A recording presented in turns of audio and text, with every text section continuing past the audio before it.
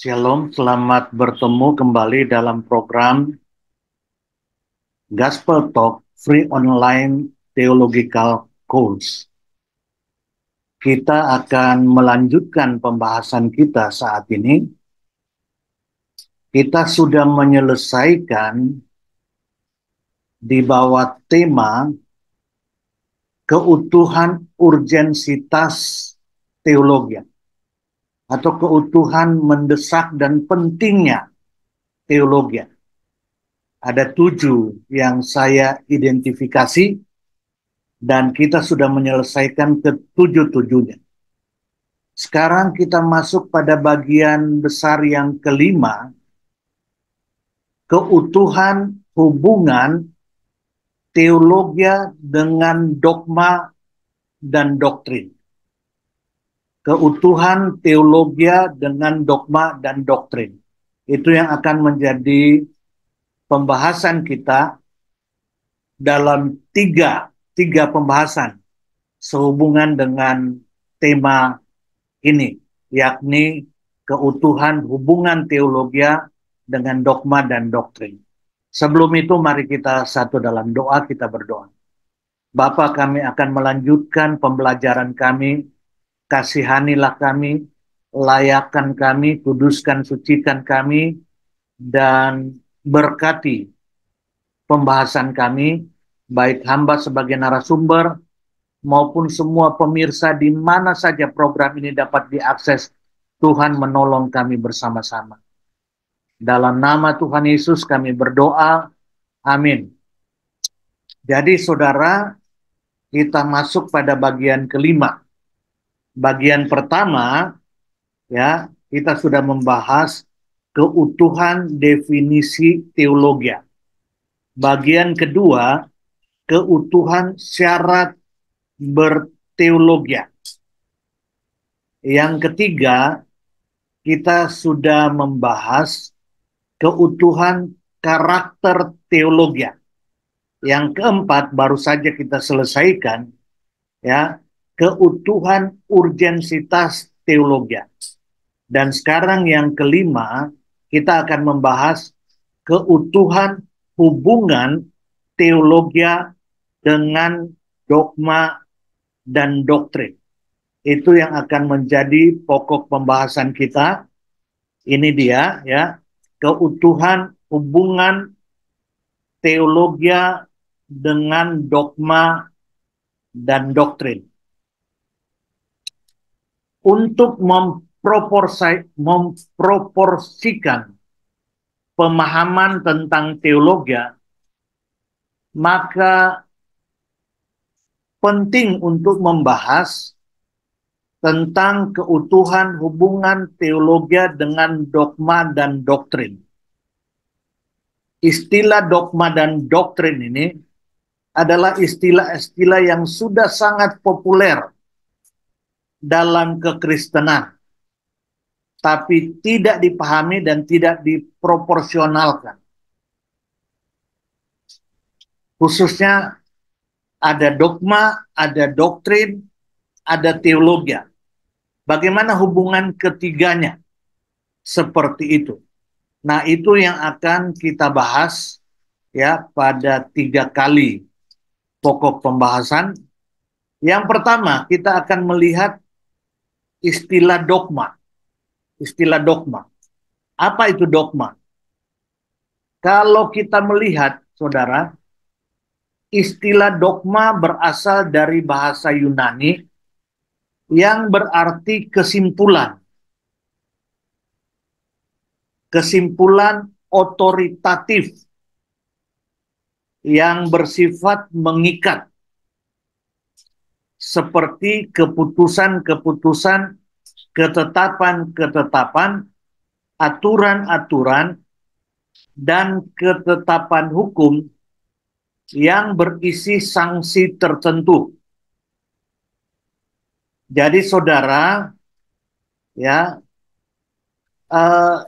gereja supaya tertib harus membuat keputusan-keputusan atau ketetapan-ketetapan yang bersifat otoritatif yang bersifat punya sanksi kalau tidak dilaksanakan, supaya tertib organisasi, terutama organisasi gereja.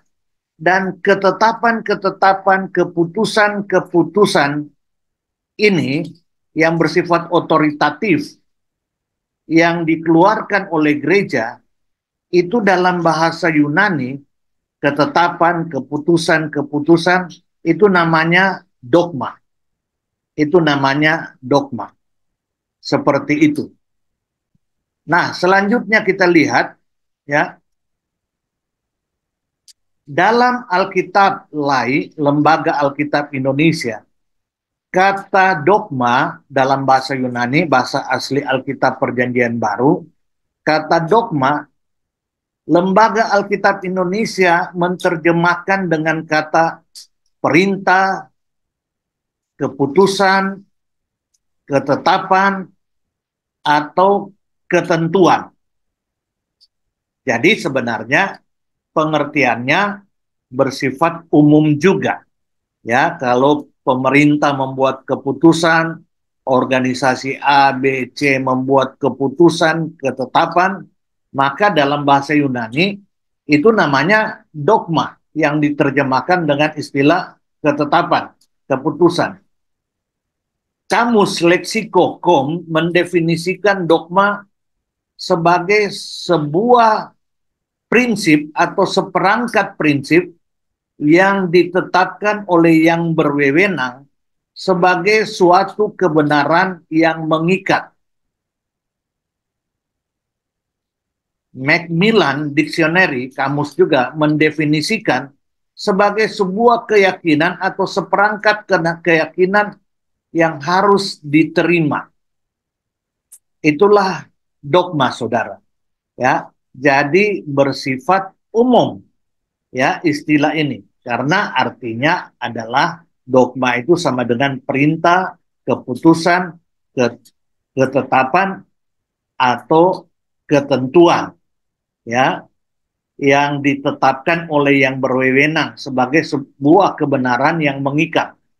Kalau itu dikeluarkan oleh gereja, dogma itu mengikat, harus dilaksanakan.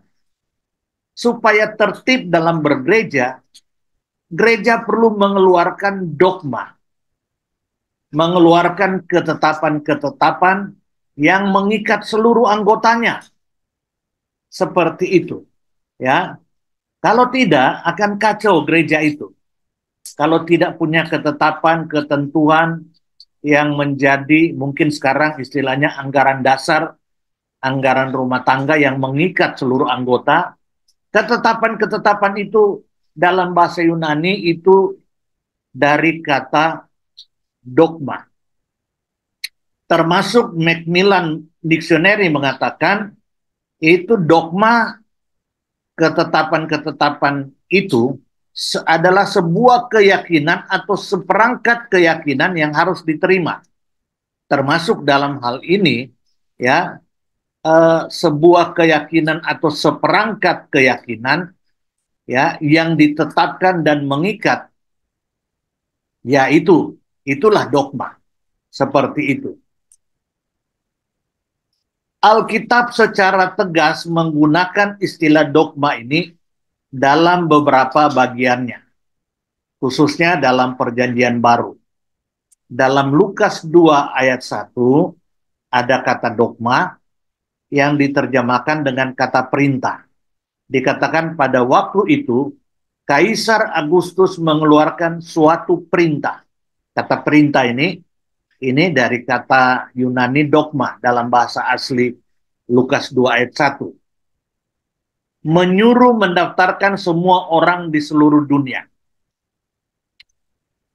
Dalam Kisah Rasul 16 ayat 4, dalam perjalanan keliling dari kota ke kota, Paulus dan Silas menyampaikan keputusan-keputusan. Kata keputusan-keputusan itu diterjemahkan dari kata dogma dalam bahasa Yunani, yang diambil oleh para rasul dan para penatua di Yerusalem dengan pesan supaya jemaat-jemaat menurutinya. Jadi keputusan-keputusan termasuk seperangkat keyakinan, dari seperangkat keyakinan, itu namanya dogma, dan itu mengikat, itu harus dituruti. Kisah Rasul 17 ayat 7 juga menggunakan kata dogma. Dan Yason menerima mereka menumpang di rumahnya. Mereka semua bertindak melawan ketetapan-ketetapan kaisar. Jadi termasuk ketetapan kaisar diterjemahkan dari kata dogma juga. Dengan mengatakan bahwa ada seorang raja lain, yaitu Yesus. Mereka menentang, dan itu mereka harus dianiaya. Karena zaman itu hanya kaisarlah raja. Efesus 2 ayat 15. Sebab dengan matinya Yesus sebagai manusia, ia telah membatalkan hukum Taurat dengan segala perintah dan ketentuannya. Perintah dan ketentuan itu diterjemahkan dari kata dogma dalam bahasa Yunani. Jadi dengan matinya Yesus terhadap hukum Taurat, ya, segala perintah dan ketentuan itu dalam Taurat itu dibatalkan karena sudah ditanggung oleh Yesus. Untuk menciptakan keduanya menjadi satu manusia baru di dalam dirinya, dan dengan itu mengadakan damai sejahtera. Kolose 2 ayat 14. Dengan menghapuskan surat hutang yang oleh ketentuan-ketentuan hukum, itu dipakai kata dogma, mendakwa dan mengancam kita, dan itu ditiadakannya dengan memakukannya kepada kayu salib. Jadi saudara, apa namanya, kata dogma itu ada dalam Alkitab, dan itu artinya adalah ketetapan-ketetapan, ketentuan-ketentuan dari satu, termasuk ya, ketetapan yang bersifat umum, keputusan yang bersifat umum, tapi juga yang bersifat khusus, ya, yang dari suatu keyakinan, kepercayaan, dalam hal ini tentu teologi ya, yang mengikat seluruh jemaat. Itulah dogma, ya, seperti itulah dogma, ya. Jadi kalau gereja atau organisasi gereja tidak punya dogma, maka liarlah gereja itu, ya, liarlah gereja itu. Kalau sekarang bisa dogma itu bisa sebagai suatu statement of faith, bisa sebagai suatu rumusan iman, ya, dari gereja, bisa juga itu menjadi anggaran dasar, anggaran rumah tangga dari gereja, ya. Tetapi itu, ya, kalau itu bersifat sebagai seperangkat keyakinan gereja, maka itu seharusnya dirumuskan dari Alkitab, yakni itu teologi. Jadi itu artinya dogma, supaya kita dapat mengerti tentang dogma itu. Demikian, Tuhan Yesus memberkati. Shalom.